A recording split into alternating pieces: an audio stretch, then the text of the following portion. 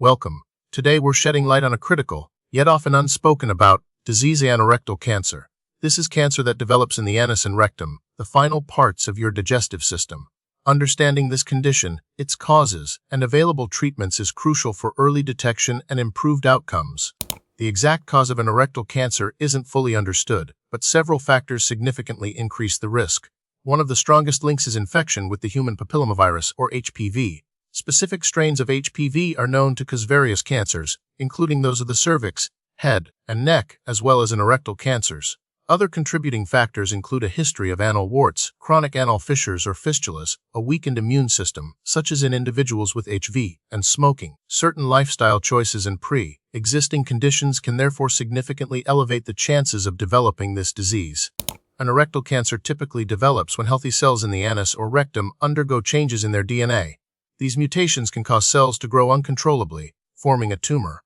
The tumor can then invade nearby tissues and, over time, spread to other parts of the body through a process called metastasis.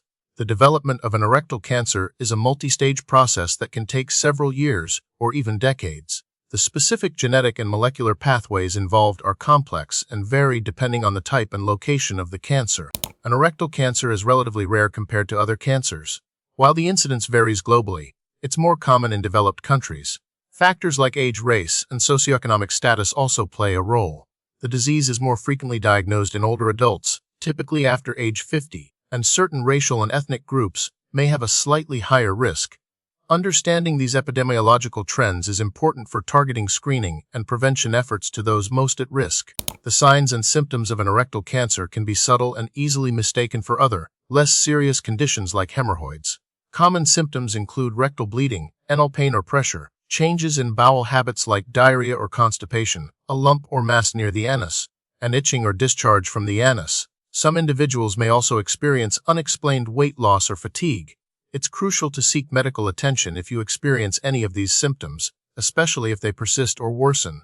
Diagnosing anorectal cancer typically involves a combination of physical examination and diagnostic tests. A digital rectal exam, where a doctor inserts a gloved, lubricated finger into the rectum to feel for any abnormalities, is often the first step.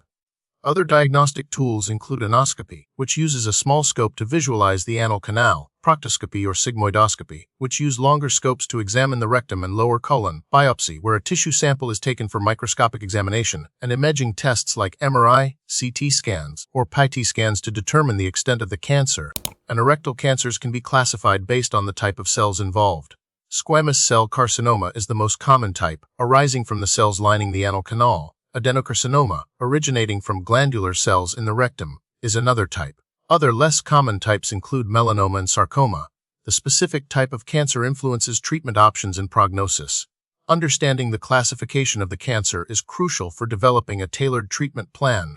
Treatment for anorectal cancer typically involves a multidisciplinary approach, often combining surgery, radiation therapy, and chemotherapy. The specific treatment plan depends on the stage and location of the cancer, as well as the patient's overall health. Surgery may involve removing the tumor and surrounding tissue. Radiation therapy uses high-energy rays to kill cancer cells. Chemotherapy uses drugs to kill cancer cells throughout the body. Newer approaches, such as immunotherapy and targeted therapies, are also being explored. Close monitoring and supportive care are essential throughout the treatment process. While it's not always possible to prevent anorectal cancer entirely, there are several steps you can take to reduce your risk. Vaccination against HPV is highly recommended, particularly for adolescents and young adults.